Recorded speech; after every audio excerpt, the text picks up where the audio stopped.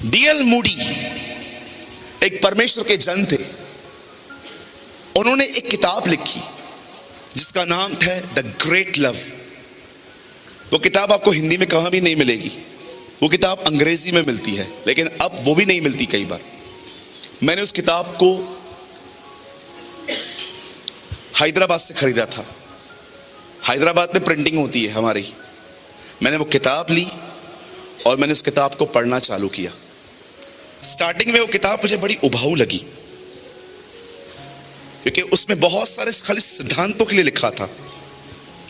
मैं वेट कर रहा था कब उनके सिद्धांत यीशु के जीवन की तरफ फिरेंगे। लेकिन आज मैं आपको बताना चाहता हूं, वो किताब मेरी जिंदगी बदलने का एक कारण है। जानते हो, उस किताब में एक बात लिखी थी।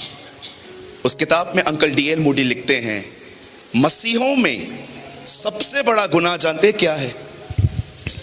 उन्होंने अपने खुदा को सीमित कर दिया।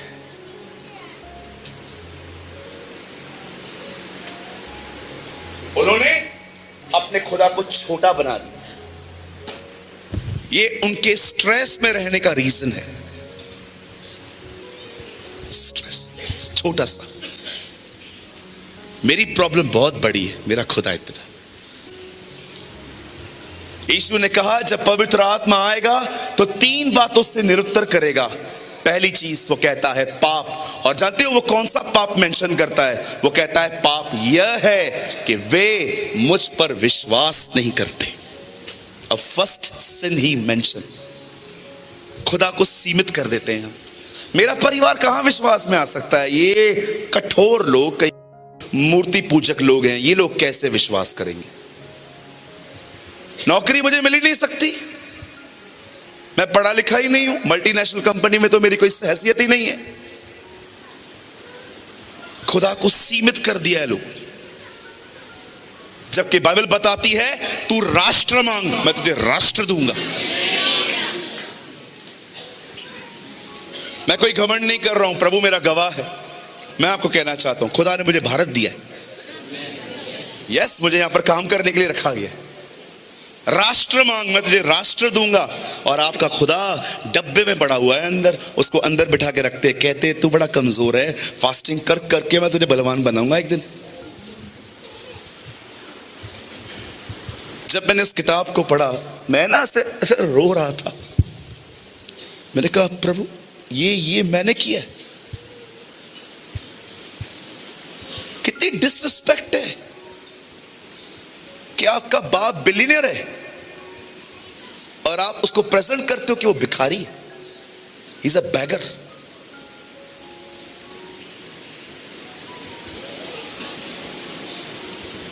मैं आपसे पूछना चाहता हूं, आप जितने लोग यहां बैठे हुए हैं, मैं प्रचार नहीं कर रहा, I'm just talking to you। मैं आपसे बात करना चाहता हूं, मैं आपसे पूछना चाहता हूं, आप हैप्पी क्यों नहीं है? आप खुश क्यों नहीं है इन दिनों में? फेक स्माइल लेके क्यों घूमते रहते? अब क्या आप अंदर से जॉयफुल हैं, आनंदित हैं? छोटी सी बात को लेके सोच सोच के उसे इतना बड़ा बनाते हैं कि आपका खुदा इतना हो जाता है आपकी नजर में। राष्ट्रपति जब जिंदा थे, एजीपी अब्दुल कलाम जी, एक बेटी उनके पास आके कहती है वो फेल हुई थी। ये पहली बार हुआ था, जाइए गूगल करके देखिए, आपको पता चलेगा। एक बच्ची फेल हुई थी सिर्फ 5 कुछ मार्क्स से। सबने कहा तेरा ये ईयर तो गया। उन दिनों में राष्ट्रपति थे हमारे कलाम जी। राष्ट्रपति भवन है गेटवे ऑफ इंडिया के सामने। अगर आप दिल्ली गए हैं तो आपको पता चलेगा, जंतर मंतर जहां पर अन्ना अनशन हुआ था, वहां से थोड़ा राइट जाएंगे आपको गेटवे ऑफ इंडिया मिलेगा, उसके सामने राष्ट्रपति भवन है। वो बेटी मिलने गई और उसको अंकल को कहती है, अंकल मेरा 5 मार्क है, आप कुछ कर दो। अंकल ने एक नया ऑर्डिनेंस पास किया उन दिनों में, जितने बच्चे थोड़ी मार्क्स से गए हैं सबको पास कर दो। वो बच्ची पास हुई। परमेश्वर आपके लिए ऋतुएं बदल सकता है। परमेश्वर आपके लिए सरकारें बदल सकता है। परमेश्वर आपके लिए लोगों को बदल सकता है, और आप उसको ऐसा करके बैठे हुए हो। कितना सीमित कर दिया है हमने खुदा को। आप जानते भी हो वो कौन है? मैं आपको उसकी विशालता बताऊं? पानी का बॉटल दीजिए कोई।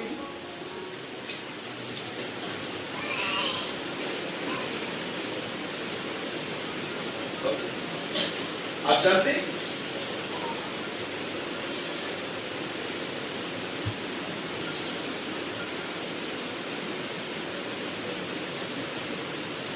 इसे कहते हैं चुल्लू।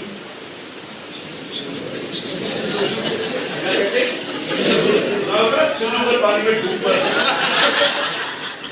इसको चुल्लू बोलते हैं। उसके कलाम में लिखा है वो समुद्र को चुल्लू में नापता है।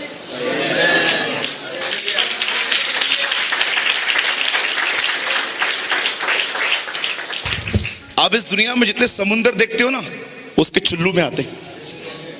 ये है तुम्हारा खुदा।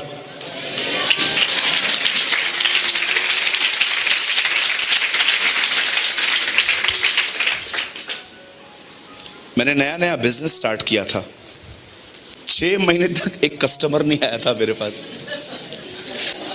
मुझे इतने सारे लोगों ने कहा बंद कर दे, बंद कर दे, बंद कर दे, नहीं चलना। आपको प्रॉब्लम पता है क्या था? मेरी लोकेशंस ठीक नहीं थी। मेरी दुकान बड़ी अंदर थी। मैं गारमेंट्स में हूँ, ठीक है। मैंने नया नया बिजनेस, मैंने जॉब छोड़ी, मैंने बिजनेस स्टार्ट किया। मुझे किसी ने इंस्पिरेशन दी कि ये अच्छा काम है, तू कर। मैंने लगाए पैसे, मैंने स्टार्ट किया। रोज जाके अपने काम पे चेयर लगा के फैन के नीचे बैठता था और सब लोग सामने से आते थे, मुझे लगता था आया आया। और आते आते आते इधर चाय वाला था, सब वहां चले जाते थे। मैं इतना टूटता था, मैं बोलता था प्रभु सबका धंधा है यार, मेरे को भी तो पेट है ना यार, मेरे को भी दे यार। 4 महीने तक आपको पता है मैं क्या करता था? उधार, कैश पे माल लेके उधारी पे बेचता था। मैंने ऐसा भी किया। I am from Sindhi family, आपको पता है बिजनेस हमारे ब्लड में होता है ना? कोई सिंधी है यहाँ पर? धंधो नकंदास तो खाईंदास की है ना? हमें बचपन से सिखाया जाता है। अब 4 महीने हो गए, एक आदमी आया और अब देखो शैतान को कितना प्रॉपर पता है किसको भेजना है। वो आया और आके बोलता है, मैं बैठा हुआ था, मुझे आके बोलता है काम नहीं चल रहा है ना? तो मैंने उसको बोला नहीं चल रहा है। बोलता है मेरा भी नहीं चल रहा है। तो मैंने उससे पूछा तू क्या करने वाला है? मैं तो बंद करने वाला। एक्चुअली वो बंद नहीं करना चाहता था, वो सोचता था ये बंद कर दे। हाँ, ये सब होता रहता है। तो मैंने फाइनली सोचा मैं बंद कर देता हूँ। 4 महीने हुए, एक कस्टमर नहीं आया, सारा माल पड़ा है, देख देख के जान जलती थी। आखिर जानते हो क्या हुआ? रुको ये फोटो निकालने आए। यू नो लास्ट में क्या हुआ? मैं एक दिन घर आया, मैंने ना प्रभु से मांग की, मुझे रहमा चाहिए। मुझे स्क्रिप्चर कन्विंस नहीं कर पा रहा है। I need some supernatural Lord. मैं कभी कभी मांगता हूं खुदा से, ह्यूमन हूं ना, कभी कभी चीजें नहीं समझ में आती है, क्या करें। मैं एक दिन बाइबल पढ़ा, मैंने एक वचन पढ़ा, मैंने देखा यूहन्ना बपतिस्मा दाता जंगल में बैठता था और वहां पर लोग उसे सुनने आते थे। मुझे प्रभु ने कहा इसे लोग सुनने जंगल में आते हैं, तेरी दुकान मार्केट में।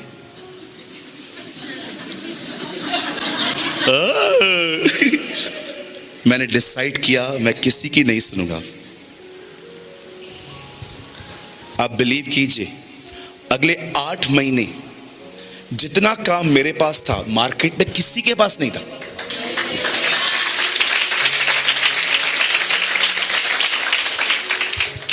आप जानते हो यीशु ने शैतान से कहा मुझसे दूर हो, शैतान दूर हो मुझसे। क्या उसने व्यभिचार किया था? पैसे लिए थे? क्यों शैतान कहा? जानते हो यीशु लोगों को हमेशा वजह बताता था, हे शैतान मुझसे दूर हो, क्योंकि तू परमेश्वर की नहीं मनुष्य की बातों पे मन लगाता है। आप जानते हो हम कितने ज्यादा ऑक्यूपाइड हो जाते हैं लोगों की बकवास बातों से। अगर उस दिन मैंने अपने मन की सुनी होती तो मैं कभी अपना घर भी नहीं खरीद कर पाता, मैं वहीं पर रहता। लेकिन परमेश्वर के अनुग्रह से मुझे प्रभु ने ब्लेस किया, उसके बाद मैंने अपना घर खरीदा। मैं आपको यह समझाना चाहता हूं, किसकी सुनते हो आप? एक मैच्योर व्यक्ति का ये एक वचन है यहां पर, वो खुदा की तरफ देखते हैं। 10 लोगों ने कहा हम कुछ नहीं कर पाएंगे, हम नहीं जा पाएंगे, लेकिन इन्हीं 12 में 2 अलग थे। वो कहते हैं हम जाएंगे, हम लड़ेंगे, हम जीतेंगे। रीजन, क्योंकि खुदा हमारे साथ है। आप जानते हो, जब उन 10 लोगों ने उन दानवों को देखा, तब वो एक दूसरे से बात कर रहे थे, तू मार उसको पहले। वो कहेगा नहीं, 10 घंटा प्रार्थना तू करता है, तू मार। कई लोग उधर, वो लोग बात कर रहे होंगे, इससे कौन मारेगा, इससे कौन मारेगा, इससे कौन मारेगा। सब ने अपना ख्याल छोड़ दिया। लेकिन ये 2 लोगों का ग्रुप जानते हैं उन सबको देख के क्या कर रहा था? बात तो बता कालेब, हाँ यार, ये लोग खुदा से कैसे बचेंगे? हमारा खुदा तो बड़ा विशाल है, ऐसे पैर रख देगा इनके ऊपर। आप जानते हैं, listen to me, how can you know I am filled with the Holy Spirit? आपको कैसे पता चलता है कि आप पवित्र आत्मा से भरे हुए हैं? जानते हो, पवित्र आत्मा जिस एक व्यक्ति को भर देता है, वो उसके मन को उसकी तरफ उठाता है, उसके मन को उसकी तरफ उठाता है। आपने कभी जानवरों को देखा है ऊपर देखते हुए? हमेशा नीचे, क्योंकि उनमें आत्मा नहीं है। They have a body and soul, not spirit. आत्मा हम में है, खुदा ने हमें फूका और हम जीवित बन गए। परमेश्वर ने आपको अपना आत्मा दिया है ताकि आप उसकी ओर निहारना सीखें। आज आप किसकी तरफ देख रहे हैं? सोचिए।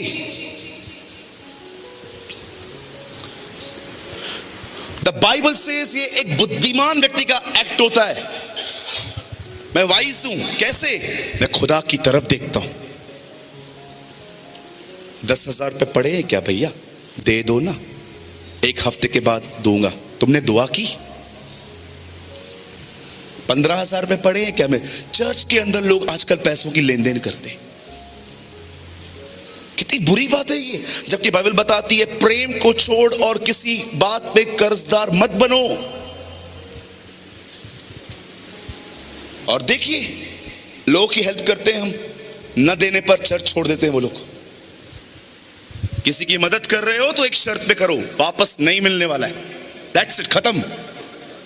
मैं दूंगा, 3 महीने के बाद लौटाएगा क्या? अभी उसके पास होता तो तुझसे मांगता। Use wisdom.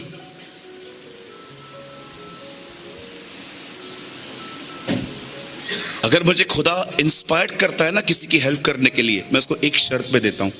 जानते हो क्या बोलता हूं? मैं बोलता हूं इधर आ। और मैं सबकी हेल्प नहीं करता, जवानों की तो बिल्कुल नहीं करता। अरे खुद जाके कमाओ, खाओ। मदद उनकी की जाती है जो बेचारे असहायक हैं। हमारे पास तो ताकत दी है खुदा ने। मैं उनकी हेल्प करता हूं कभी कभी जो बेचारे मैरिड हैं, जिनके बच्चे हैं, उनकी नौकरियां चली गई हैं, उनकी हेल्प कर सकते हैं, वो भी प्रभु की अगुवाई से। क्योंकि मैं आपको बताना चाहता हूं, बहुत लोग जो आपसे मदद मांगते हैं उनको मदद नहीं चाहिए, कुछ और चाहिए। मेरे ऑफिस में एक बंदा आया, मुझे कहा ब्रदर मेरी मम्मी बहुत बीमार है। मैंने बोला बताइए हम क्या कर सकते हैं आपके लिए। Brother I need some cash, मुझे कुछ पैसों की ज़रूरत है। मैंने कहा क्या करोगे? मुझे दवाइयाँ लेनी है माँ की। मैंने कहा कितने की हैं? हैं कुछ 2800 रुपये की। मैंने कहा एक काम करो, पर्ची लेके आओ, मैं तुम्हें दवाइयाँ लेके देता हूँ। बोला मैं 10 मिनट में आता हूँ। आज तक नहीं आया। बहुत लोग हैं, they have amazing stories. Bible बताती है भलाई करो, तो बाइबल ये भी बताती है आत्मा में जियो। आज मैं आपसे पूछना चाहता हूं, और निहारते हैं आप? न चतुर बनो, न बोले बनो, न मूर्ख बनो, बुद्धिमान बनो। Be wise. मैं तुम्हें भेड़ों के नाई भेड़ियों के बीच में भेज रहा हूं, इसलिए सांपों के नाई बुद्धिमान बनो। यीशु कहता है अगर तुम बुद्धिमान हो तो भेड़ भी भेड़िए को हरा देगी, if you are wise.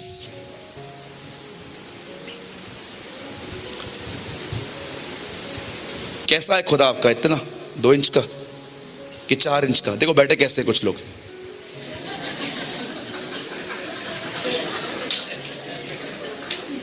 Church में जब भी आना चाहिए कैसे आना चाहिए? हंस के आया करो। कुछ लोग तो ऐसे बैठे रहते हैं, ऐसा लगता है लाश पड़ी है, बस उठाने वाले हैं इसको, जल्दी उठा।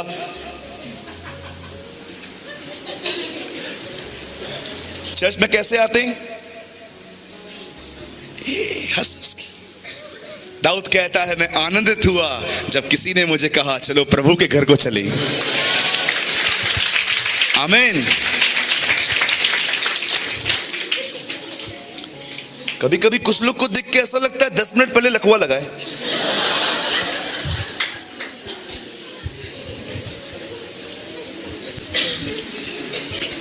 Come on, rejoiced।